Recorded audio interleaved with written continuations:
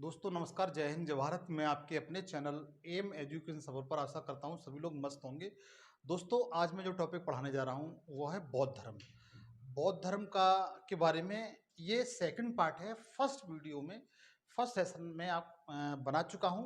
उसका लिंक आपको इस वीडियो के डिस्कशन में मिल जाएगा, उसे जाकर के जरूर देख लें, क्योंकि उसका सेशन का जो अंत हुआ था वहां से आज मैं शुरुआत करूंगा, जो आपके लिए बहुत ही लाभदायक सिद्ध होगा यदि आप इस सेशन को दोनों सेशन को ठीक तरीके से देख लेते हैं।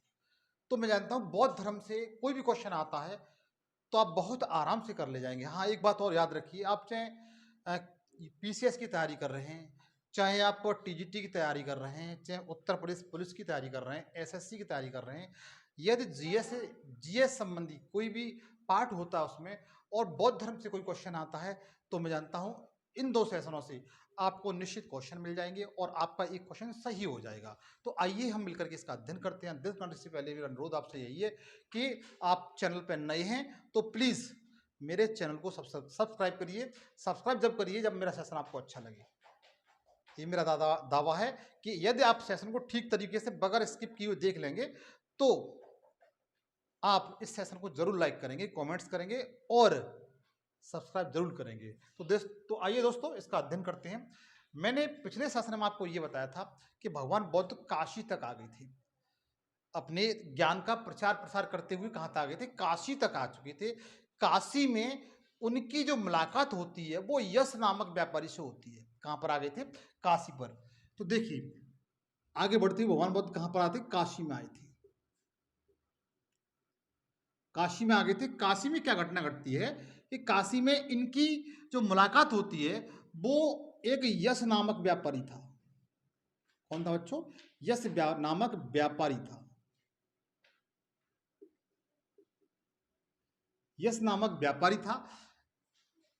वो क्या करता है कि अपनी मां और पत्नी और बहन के साथ और परिवार के अन्य 50 सदस्यों के साथ भगवान बौद्ध से शिक्षा ग्रहण करता है। और इस यश नामक व्यापारी से के साथ अन्य 50 व्यापारी और थे जो भगवान बौद्ध से दीक्षा ग्रहण करते थे। इस तरीके से भगवान बौद्ध की जो यश यश कीर्ति थी, प्रसिद्धि थी, वो लगातार बढ़ती हुई जा रही थी। तो आप लिख सकते हैं यश और उसकी जो माता और पत्नी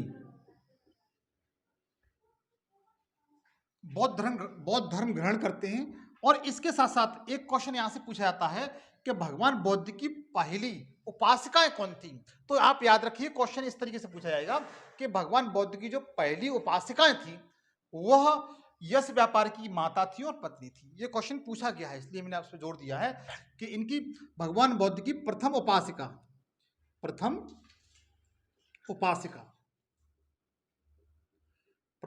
बच्चों कौन थी? तो उनकी माता थी और पत्नी थी। यश नामक व्यापारी था, वो अपने 50 उसके परिवार के सदस्य थे और 50 अन्य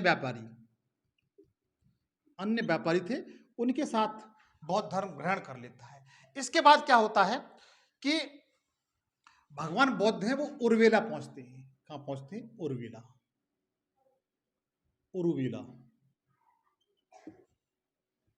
कहां पहुंचते हैं बच्चों?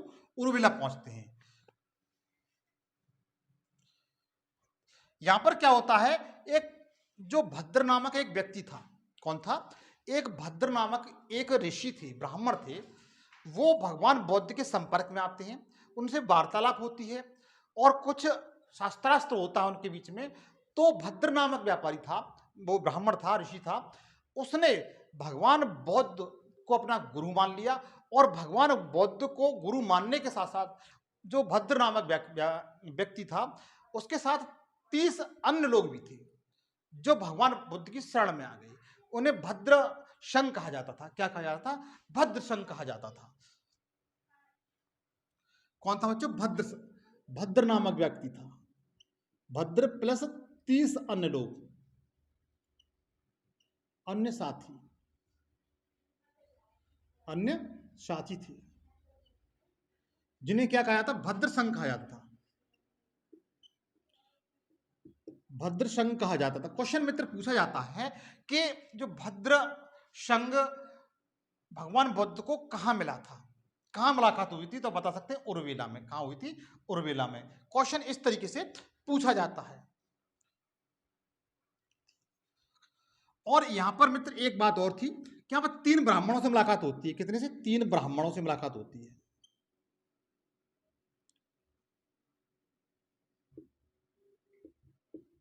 3 ऋषियों से या ब्राह्मणों से मुलाकात होती है। ये 3 कौन-कौन से थे? ये 3 कौन-कौन से थे? ध्यान दीजिए। एक तो मुख कश्यप, मुख कश्यप। दूसरे थे नदी कश्यप। और तीसरे जो थे वह थे गया कश्यप। ये 3 ऋषि थे। 3 ऋषि 3 ब्राह्मणों में और भगवान बौद्ध में शास्त्रास्त्र होने के कारण ये तीनों पराजित हो जाते हैं। शास्त्रा में क्या हो जाते हैं? पराजित हो जाते हैं और भगवान बौद्ध से दीक्षा ग्रहण करके बौद्ध धर्म ग्रहण कर लेते हैं और उनके शिष्य बन जाते हैं। क्या बन जाते हैं? शिष्य बन जाते हैं। तो देखिए, पहले कहां पर थे? काशी थे। काशी में यश नामक व्यापारी से मुलाकात हुई थी। फिर उर्वेला पहुंचे। यहाँ पर भद्र था, उसके संघ के जितने भी सदस्य थे, 30 लोग थे, उनसे मुलाकात होती है। और यहाँ पर 3 ब्राह्मण थे। 3 ब्राह्मण कौन कौन से थे? मुख कश्यप थे, नदी कश्यप थे और गया कश्यप थे। कौन से थे? गया कश्यप, नदी कश्यप और मुख कश्यप। तीनों से शास्त्रास्त्र होता है और उसमें ये भगवान बुद्ध हैं, वह इन तीनों ब्राह्मणों को पराजित कर देते हैं। और पराजित होने के कारण वे भगवान बुद्ध से दीक्षा ग्रहण करके बौद्ध उनकी शरण में आ जाते हैं। क्या होता है? उनकी शरण में आ जाते हैं। और इसके साथ साथ और एक बात थी कि मुख कश्यप के साथ लगभग इनके 200 अनुयायी थे, इनके 300 अनुयायी थे और इनके 500 अनुयायी थे। तो इस तरीके से देखा जाए तो लगभग 1000 अनुयायी महात्मा बुद्ध की शरण में आ जाते हैं। 1000 अनुयायी थे, वे भगवान बुद्ध किस में आते हैं? शरण में आते हैं। मतलब यह है कि भगवान बुद्ध की जो यश कीर्ति है वो लगातार धीमे धीमे बढ़ती जा रही है। क्या हो रहा है? बढ़ती ही जा रही है, क्योंकि भगवान बुद्ध का जो संघ था, जो संगठन था, उसमें इनकी संख्या लगातार, उनके अनुयायियों की संख्या लगातार बढ़ती जा रही है। मैंने अनुयायी शब्द प्रयोग किया। अनुयायियों में अगर पूछिए महिला अनुयायी कौन थी तो बता सकते हैं उनकी यश की जो माता थी और पत्नी थी, ये इनकी पहली अनुयायी थी। उसके बाद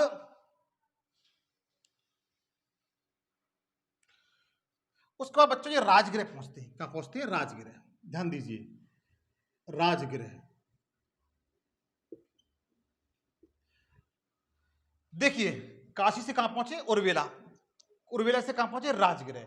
राजगृह में इस समय जो शासक था वो अजातशत्रु था। शासक कौन था बच्चों? अजातशत्रु।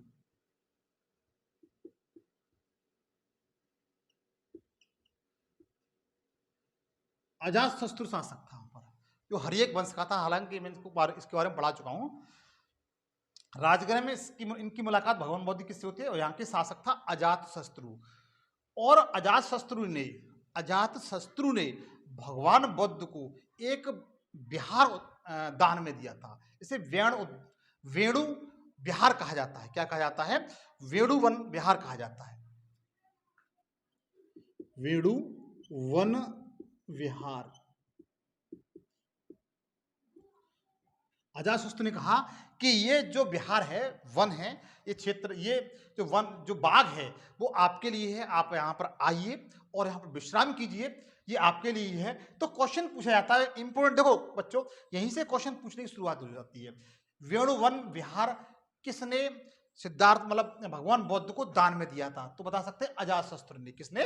अजातशत्रु ने। पूछा गया क्वेश्चन है, इंपोर्टेंट है बच्चों ये। जो वेणुवन विहार है, कौन सा वेणुवन विहार है, वो अजातशत्रु ने दिया था। किसने दिया था? अजातशत्रु ने दिया था और कहा था आप यहाँ पर आइए और आकर के इसमें विश्राम कीजिए, आपके लिए है। जब आप आना चाहें तो यहाँ पर आ सकते हैं, आपका ही है। तो इसके साथ साथ और क्या होता है?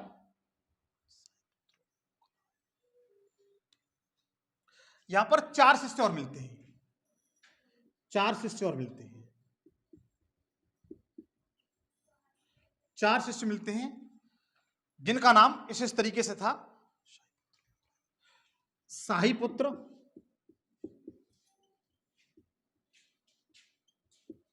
नंबर 2 पे थे मोखलायन। मोखलायन इधर पूछे गए बच्चों ये। अभय और उपाली,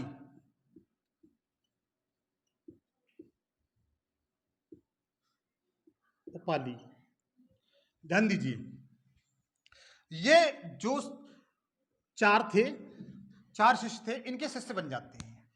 तो पूछा जाता है जो साहिपुत्र, मोखलायन, अभय और उपाली, ये इनको कहाँ मिले थे? राजगृह में मिले थे। कहाँ मिले थे? राजगृह में मिले हुए थे। ये इनके शिष्य बन जाते हैं।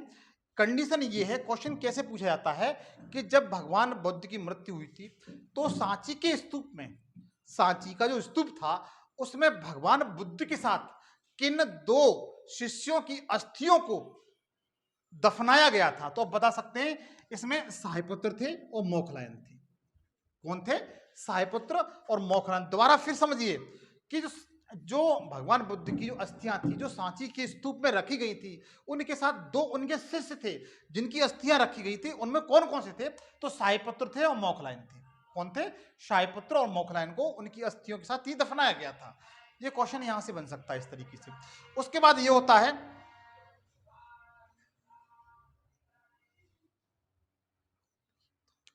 ये पहुंचते हैं अपने परिवार के पास। परिवार कहां पर था? कपिलवस्तु में।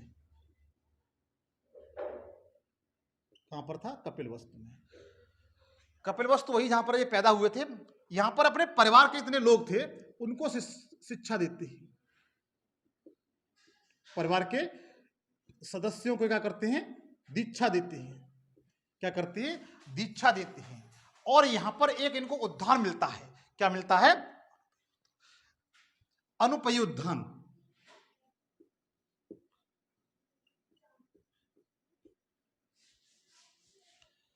अनुपयी उद्धान।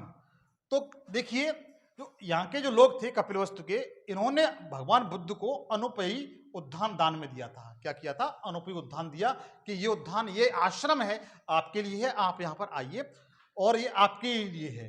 तो कपिलवस्तु में कौन सा अनुपयी उद्यान मिला है? क्या मिला है? ये अनुपयी उद्यान मिला है। एक महत्वपूर्ण चीज और है, इनका जो सबसे प्रिय जो शिष्य था, जो इसका नाम आनंद था। क्या था? आनंद था। जिनके कहने पर महिलाओं को संघ में प्रवेश किया था, वो शिष्य आनंद इनको कपिलवस्तु से ही मिला था। आनंद शिष्य की प्राप्ति किसकी बच्चों? जो आनंद शिष्य था उसकी प्राप्ति कहां से होती है? उनको यहीं से होती है। तो एक बार थोड़ा देख लेते हैं। सबसे पहले वो काशी आते हैं। काशी में यश व्यापारी से मुलाकात होती है। उसके बाद उर्वेला पहुंचते हैं। काशी से कहां पहुंचते हैं? उर्वेला पहुंचते हैं। उर्वेला में जो भद्र संघ था उसको अपना शिष्य बनाते हैं। और तीन ब्राह्मण थे, मुख कश्यप, नदी कश्यप और गया कश्यप। इनके सबके 1000 तीनों के अनुयायी थे। वो इस महात्मा बुद्ध की शरण में आते हैं। उसके बाद राजगृह पहुंचते हैं। राजगृह में वहां का एक शासक था अजातशत्रु, जो हर्यक वंश का था। वो उन्हें भगवान बुद्ध से दीक्षा ग्रहण करता है और जो वेणुवन विहार देता है। क्या देता है? वेणुवन विहार देता है। यहीं पर इनके 4 शिष्य बनते हैं, साहिपुत्र, मोखलायन, अभय और उपाली। जो साहिपुत्र मोखलायन था, उनकी जो अस्थियां थी भगवान बुद्ध के साथ सांची स्तूप में दफनाई गई थी। उसके बाद कपिलवस्तु पहुंचते हैं, और जहां पर इनका परिवार था, परिवार के लोगों को ये दीक्षा ग्रहण करते हैं और इनका प्रिय शिष्य आनंद इनको यही प्राप्त होता है, जिनके कहने पर महिलाओं को संघ में शामिल किया गया था। आप इसका स्क्रीनशॉट ले लीजिए।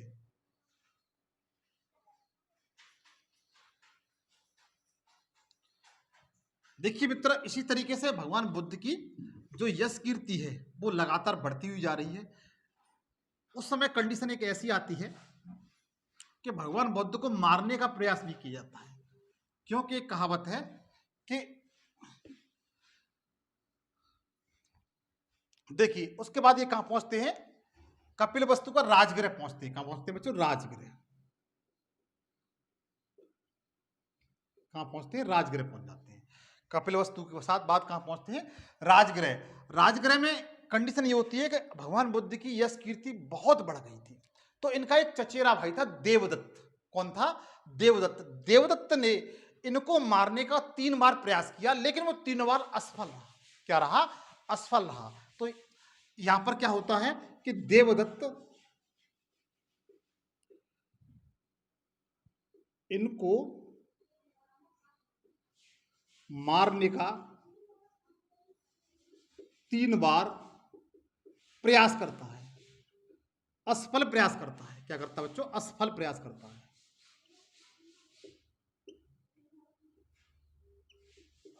प्रयास करता है,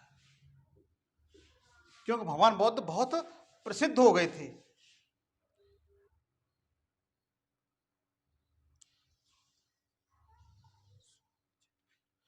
और यहीं पर ही राजगृह में ही, राजगृह में जब ये पहुंचते हैं तो श्रावस्ती का व्यापारी था। कहां का व्यापारी था? श्रावस्ती का, श्रावस्ती का व्यापारी, व्यापारी जिसका नाम क्या था? सुगात था। सुगात, जिसे इसे अन्य नाम से भी जाना जाता है,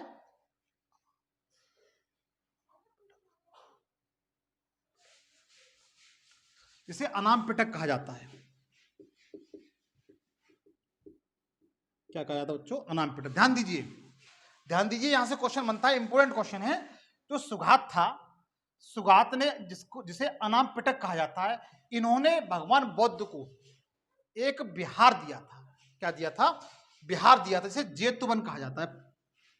Jetavan, very very important question, Jetavan Vihar. ये क्वेश्चन पूछा गया है कि जेतुवन बिहार किसने दिया था भगवान बुद्ध को? तो सुगात ने, एक व्यापारी था, जिसे अनाम पिटक भी कहा जाता है। क्या कहा जाता है? अनाम पिटक भी कहा जाता है। किसने दिया था? सुगात ने दिया था बच्चों। किसने दिया था? सुगात ने। ये वेरी वेरी इंपोर्टेंट क्वेश्चन है कि जेतवन वन के बारे में बहुत पूछा जाता है। जेतवन वन कहां पर था?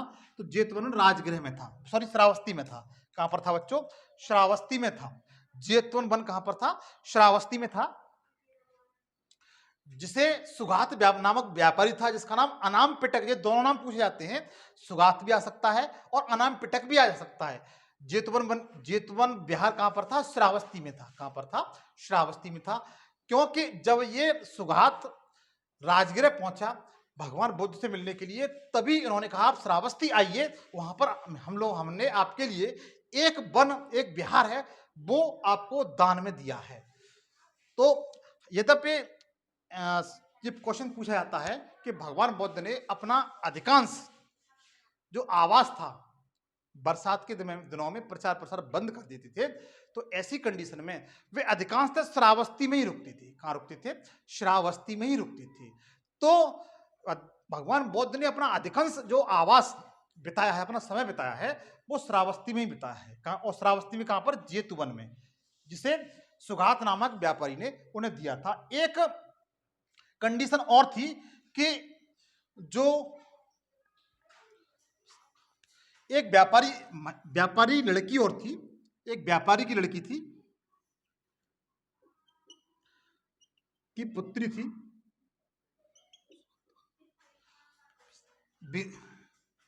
विशाखा।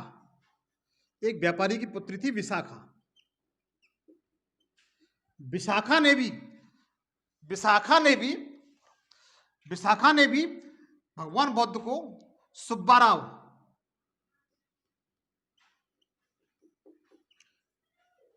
बिहार, पुब्बाराव है,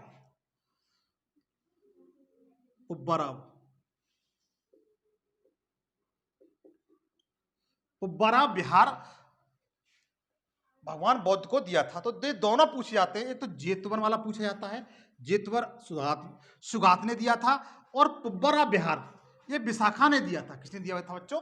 विशाखा ने दिया था। तो दोनों क्वेश्चन बहुत इंपॉर्टेंट बन जाते हैं, हर एग्जाम में क्वेश्चन आते हैं। क्योंकि कल जो क्वेश्चन पूछे जा रहे हैं, आजकल जो क्वेश्चन पूछे जा रहे हैं वो इसी तरीके से पूछे जा रहे हैं। शायद आपको नहीं दिखाई दे रहा हो, लेकिन बताता हूं कि व्यापारी की पुत्री थी विशाखा। विशाखा ने पुब्बाराव नामक बिहार भगवान बुद्ध के लिए बनवाया।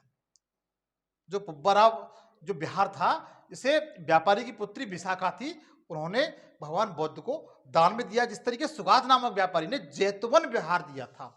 उसके बाद कंडीशन क्या होती है? भगवान बुद्ध पहुंचते हैं वैशाली।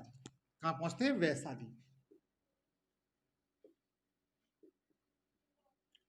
कहां पहुंचते हैं बच्चों? वैशाली पहुंचते हैं।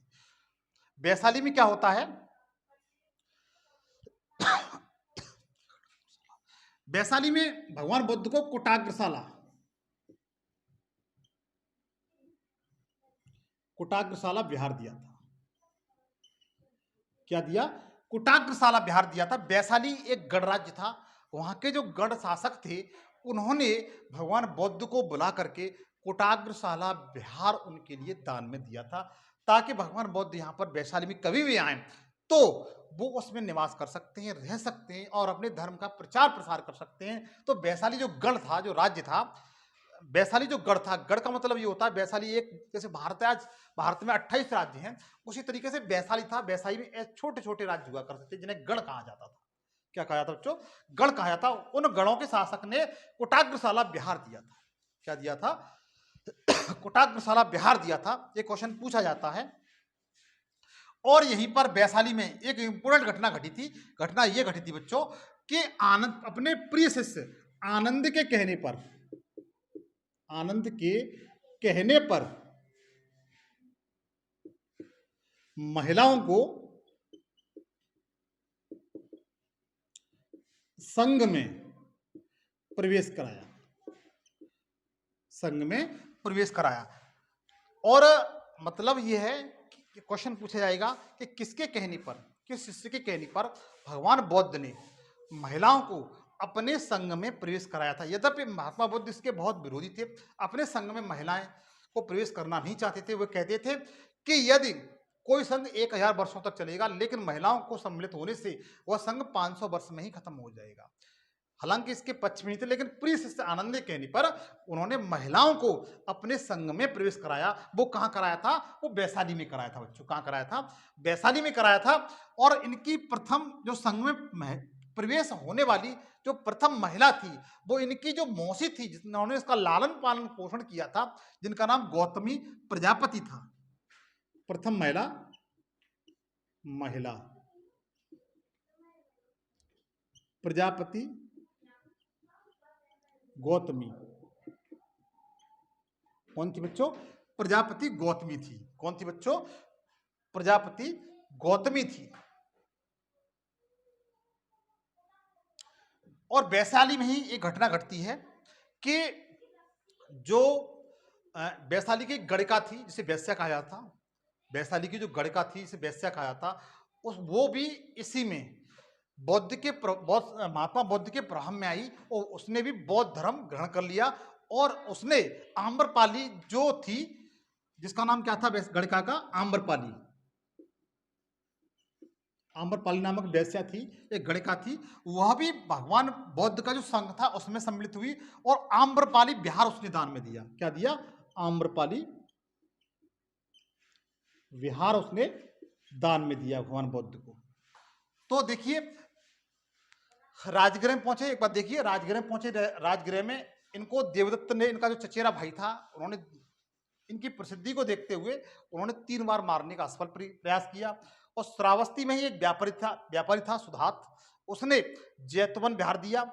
और व्यापारी की पुत्री थी एक, जो दूसरा व्यापारी था उसकी पुत्री थी विशाखा, उसने पब्बरा बिहार दिया था। उसके बाद वैशाली पहुंचते हैं। वैशाली में वो कुटाग्रशाला एक बिहार उनको दिया जाता है। ये तीनों सब बिहार पूछे जाते हैं। और इनके जो शिष्य थे, प्रिय शिष्य थे आनंद, जो उन्हें कपिलवस्तु से प्राप्त हुए थे, उनके कहने पर उन्होंने महिलाओं को संगम प्रवेश किया। और संगम प्रवेश होने वाली प्रथम में जो महिला थी, वह इनकी इनकी जो मौसी थी, जिन्होंने इनका पालन पोषण किया था, जिनका नाम प्रजापति गौतमी था, उनको सम्मिलित किया। वो संगम प्रवेश होने वाली पहली महिला थी।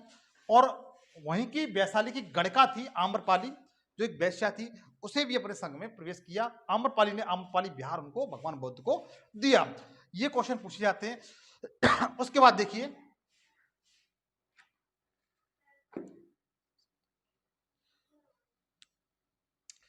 उसके बाद भगवान बुद्ध कहां पहुंचते हैं? उसके बाद भगवान जो बुद्ध हैं वह कौशाम्बी पहुंचते हैं। कहां पर पहुंचते हैं? कौशाम्बी।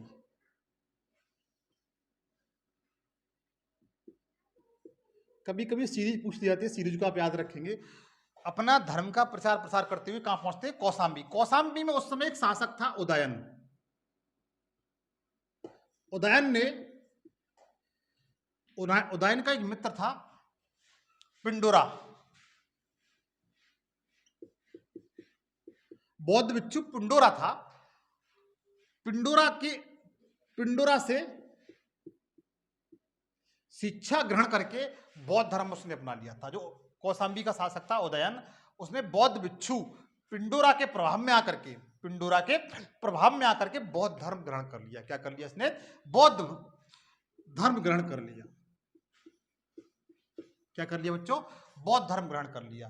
जो कौशाम्बी का शासक था उदयन, उसने बौद्ध भिक्षु पिंडोरा के प्रभाव में आकर के बौद्ध धर्म ग्रहण कर लिया। और यहां पर क्या घटना घटती है इसमें, और इसने गोस्ताराम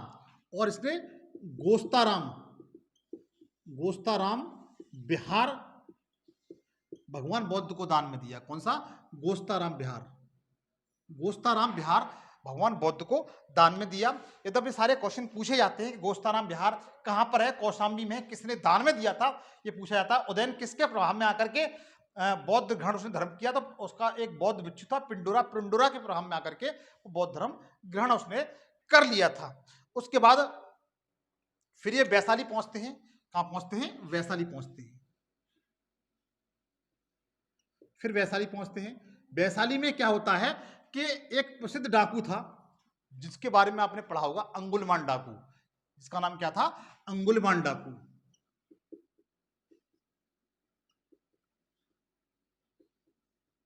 अंगुलमान डाकू जो था वैशाली में था। ये पूछा जाता है अंगुलमान डाकू भगवान बुद्ध को कहां मिला था? ये क्वेश्चन पूछा गया है, असंख्य परीक्षा पूछा जाता है, तो बता सकते हैं वैशाली में। कहां मिला था? वैशाली में। या यहां पर अंगुलमान जो डाकू था वह भगवान बुद्ध के प्रभाव से प्रभावित होकर के उसने बौद्ध धर्म ग्रहण कर लिया, उनका प्रिय शिष्य भी बन गया था। आप इसको जब स्क्रीनशॉट ले लीजिए, नोट कर लीजिए। देखिए वैशाली के बाद भगवान जो बुद्ध थे वो पावा पहुंचते हैं। क्या पहुंचते हैं? पावा। पावा में क्या होता है? पावा पहुंचकर यहां पर एक चुंद नामक एक व्यक्ति था जिसने भगवान बुद्ध को शुकर मांस खिला दिया था। भगवान बुद्ध को क्या कर देता है? शुकर मांस खिला देता है। कहां पर? पावा में। जिससे वो पेचिश से वो पीड़ित हो जाती है। पेचिश एक बीमारी होती है, आंत से संबंधित है ये, मतलब उसको पचा नहीं पाते हैं। इस कारण शुकर मांस खाने से भगवान बुद्ध बीमार पड़ जाते हैं, उन्हें पेचिश नामक बीमारी हो जाती है, और यहां से वो सीधे चल देते हैं फिर कुशीनगर। कहां पहुंच जाते हैं? कुशीनगर पहुंच जाते हैं, जहां पर 483 में, कहां पर बच्चों? 483 BC में, ईसा पूर्व में भगवान बुद्ध की मृत्यु हो जाती है। क्या हो जाती है? मृत्यु हो जाती है। क्या हो जाती है? मृत्यु हो जाती है। कहां पहुंचते हैं? कुशीनगर पहुंचते हैं। कुशीनगर कहां पहुंचते हैं? कसिया गांव में। कुशीनगर के कसिया गांव था। कुशीनगर के कुशिया गांव में पहुंचते हैं, जहां पर 483 में उसी पेचिश बीमारी के कारण 80 वर्ष की अवस्था में, कब? लगभग 80 वर्ष की अवस्था में, 80 वर्ष की अवस्था में इनकी मृत्यु हो जाती। इनकी मृत्यु को महापरिनिर्वाण कहा जाता है। क्या कहा जाता है बच्चों? महापरिनिर्वाण। मृत्यु क्या कहा जाता है बच्चों? महापरिनिर्वाण। क्या कहा जाता है बच्चों? महापरिनिर्वाण कहा जाता है। जैसे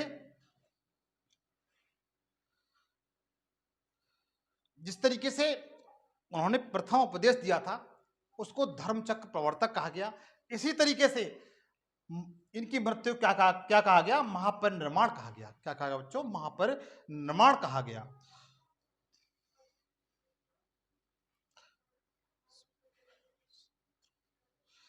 क्वेश्चन पूछा जाता है कि भगवान बुद्ध को अपना अंतिम उपदेश किसको दिया था? भगवान बुद्ध ने अपना अंतिम उपदेश किसे दिया? ये क्वेश्चन पूछा गया है, तो बता सकते हैं कि इनका जो अंतिम उपदेश था, उपदेश सुभद्र नामक एक शिष्य था इनका। कौन सा? सुभद्र नामक। चलो यहां नहीं दिखाई दे रहा है तो मैं आगे ऊपर लिख देता हूं। इन्होंने अपना अंतिम उपदेश था, उपदेश सुभद्र नामक शिष्य को दिया था। किसको दिया बच्चों? सुभद्र नामक शिष्य को दिया था। किसको दिया था? सुभद्र नामक शिष्य को दिया। इन्होंने अपना अंतिम उपदेश किसको दिया था? सुभद्र नामक एक शिष्य था, उसको दिया था। लेकिन प्रिय शिष्य कौन था? आनंद था। कौन था? प्रिय शिष्य आनंद था। तो आप इसको नोट कर लीजिए।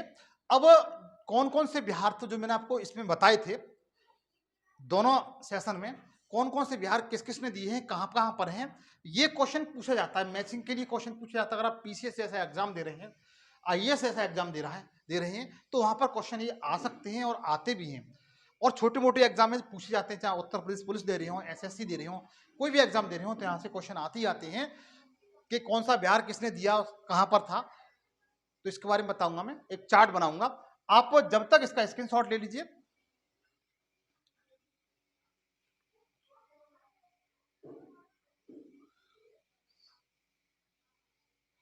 हाँ, अगली स्लाइड बहुत इंपॉर्टेंट होने के लिए जा रही है। आप मेरी तरह से एक सारणी बना लें।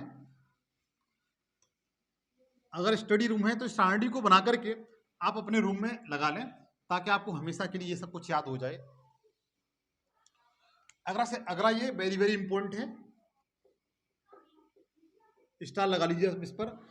मैं आपको जो बिहार थे वो बताऊंगा, कौन कौन से बिहार थे और कहां कहां पर थे, और संबंधित कौन सा व्यक्ति था। संबंधित व्यक्ति, ध्यान दीजिए। सबसे पहले लेके चलते हैं वेणुवन बिहार।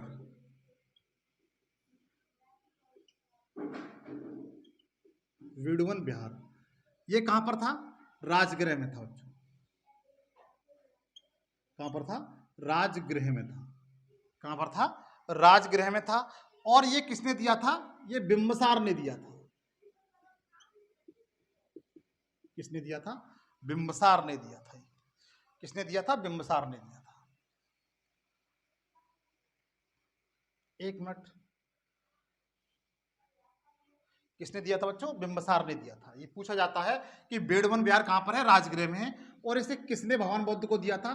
तो बता सकते हैं कि बिंबिसार जो शासक था उसने दिया था। उसके बाद जेतुवन बिहार।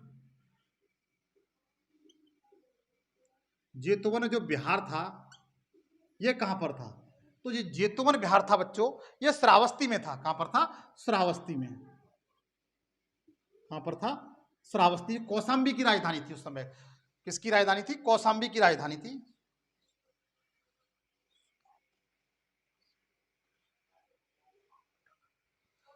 ये ये किसने दिया था? सुदात्र ने दिया था। इसे अनाम पिटक कहते हैं। क्या कहते हैं? अनाम पिटक। क्या कहते हैं बच्चों? अनाम पिटक कहते हैं। ये किसने दिया था? जेतुवन बिहार बहुत पूछा गया है, वेरी वेरी इंपॉर्टेंट है। कहां पर था? श्रावस्ती में था। सुगात ने दिया था। इसे अनाम पिटक भी कहा जाता है। जो तीसरा वाला था, जो तीसरा वाला था पुब्बाराम बिहार। पुब्बाराम बिहार था। यह भी श्रावस्ती में था। कहां पर था बच्चों? श्रावस्ती में था। और इसे विशाखा नामक जो व्यापारिक पुत्री थी उसने दिया था। विशाखा ने दिया था। किसने दिया था? विशाखा ने दान में दिया था। उसके बाद कोटाग्रशाला था, चौथा नंबर। कोटाग्रशाला बिहार, और ये वैशाली में था। संबंधित व्यक्ति का प्रमाण नहीं मिलता है।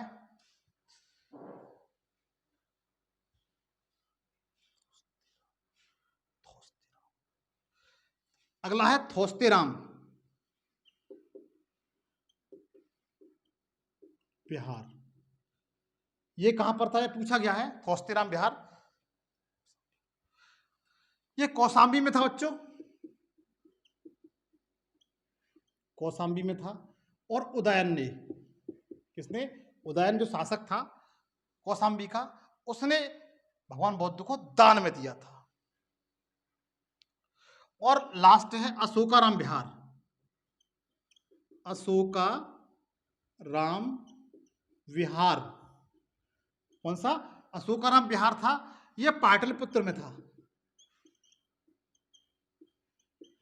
संबंध व्यक्ति का नाम नहीं मिलता है। तो इस तरीके से ये बिहार थे, कौन कौन से बिहार किस किस व्यक्ति ने दान में दिए थे, किस किस स्थान पर थे, ये एक मैं सारणी में बना दिया है। आप इसका स्क्रीनशॉट ले लें, नोट कर लें। ये एग्जाम में यहाँ से क्वेश्चन बनता है। क्या होता है बच्चों? एग्जाम में यहाँ से क्वेश्चन बनता है। अब इससे भी इंपॉर्टेंट एक चीज है, वो आपको बताने जा रहा हूं। इंपॉर्टेंट जहां से क्वेश्चन बनते हैं, ये सब इंपॉर्टेंट सेशन चल रहा है बच्चों। जो भगवान बुद्ध से संबंधित जो भी चीजें थी, उनके प्रतीक चिन्ह क्या थे, ये अक्सर पूछे जाते हैं कि जन्म को क्या कहा जाता है, मृत्यु को क्या कहा जाता है, गृह त्याग को किससे प्रतीक माना है, ये सब पूछे जाते हैं। तो आप लिख सकते हैं महात्मा बुद्ध,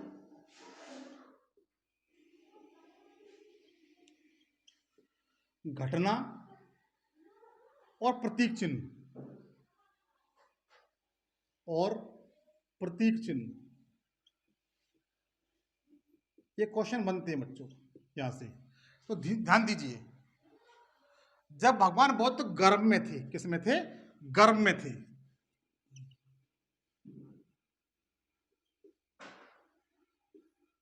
गर्भ में थे तो उनको हाथी के रूप में प्रतीक किया गया है। किसमें? हाथी के रूप में।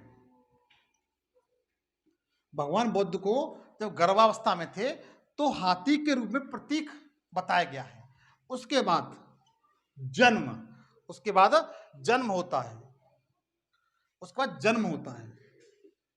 जन्म को कमल से क्या माना है? जन्म को कमल के रूप में प्रतीक माना है। फिर उनकी जो यौवन अवस्था आती है, कौन सी?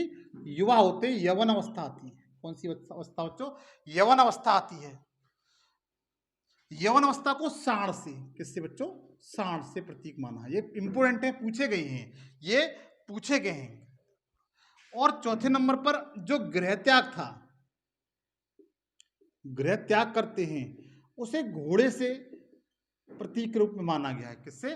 घोड़े से प्रतीक रूप में माना गया। तो गर्भावस्था को हाथी से, जन्म को कमल से, यवन को सांड से, गृह त्याग को किससे?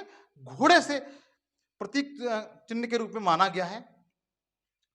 और उसके बाद जो ज्ञान की प्राप्ति है,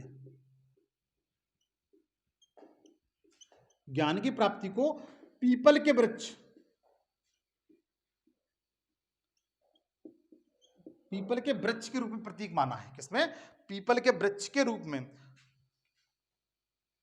जो ज्ञान की प्राप्ति होती है उसे पीपल के वृक्ष के रूप में।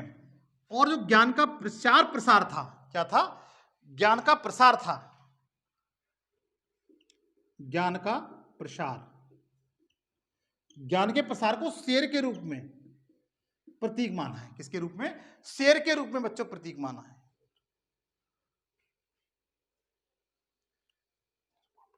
और इनको जो निर्माण की प्राप्ति हुई थी, किसकी? निर्माण की प्राप्ति हुई थी। निर्माण की प्राप्ति, ध्यान दीजिए, मृत्यु अलग है, निर्माण अलग है। निर्माण की प्राप्ति को पद चिन्हों से, किससे? पद चिन्हों से। किससे बच्चों? पद चिन्हों से। और मृत्यु को माना है स्तूप से। किससे? स्तूप प्रतीक चिन्ह के रूप में माना है। तो एक बात ध्यान दीजिए, गर्भावस्था को हाथी के रूप में प्रतीक माना है। भगवान बुद्ध की जो घटना थी, गर्भावस्था में थे तो उस समय हाथी के रूप में प्रतीक माना है। जन्म को कमल से माना है। यौवन अवस्था को सांड से माना है। गृह त्याग को घोड़े से माना है। ज्ञान प्राप्ति को पीपल के वृक्ष से माना है। और ज्ञान का जो प्रसार किया था उस शेर से माना है। निर्माण का जो उनको निर्माण प्राप्त हुआ था तो पद चिन्हों से, और मृत्यु को स्तूप से। ये क्वेश्चन बच्चों यहाँ से आते हैं, पूछे जाते हैं। यदि आप इन सब चीजों को अध्ययन कर लेते हैं, नोट्स बना लेते हैं, तो मैं जानता हूं इन दोनों सेशनों से कोई क्वेश्चन आता है तो आपका कोई क्वेश्चन बाहर नहीं जाएगा। इसके लिए मैं तीसरा सेशन एक और बनाऊंगा, जिसमें इनकी दीक्षाएं, जिन्होंने जो दीक्षाएं दी थी, जो अपने ज्ञान का प्रसार किया था, उनके बारे में तीसरा वीडियो आएगा, सेशन बनाऊंगा, जो बहुत ही इंपॉर्टेंट होगा। इन तीनों सेशन बौद्ध धर्म के लिए आपके बहुत ही रामबाण साबित होंगे अगर तीनों सेशनों को आप देख लेते हैं तो। आज के लिए इतना ही। लेकिन मेरा आपको सेशन अगर अच्छा लगा हो तो अनुरोध यही है कि सबसे पहले चैनल को सब्सक्राइब कर लें। मैं इस चैनल के माध्यम से जनरल स्टडी की जितनी भी कक्षाएं होती हैं बिल्कुल निःशुल्क देता हूं। आज के लिए इतना ही। थैंक यू, धन्यवाद, जय हिंद, जय भारत।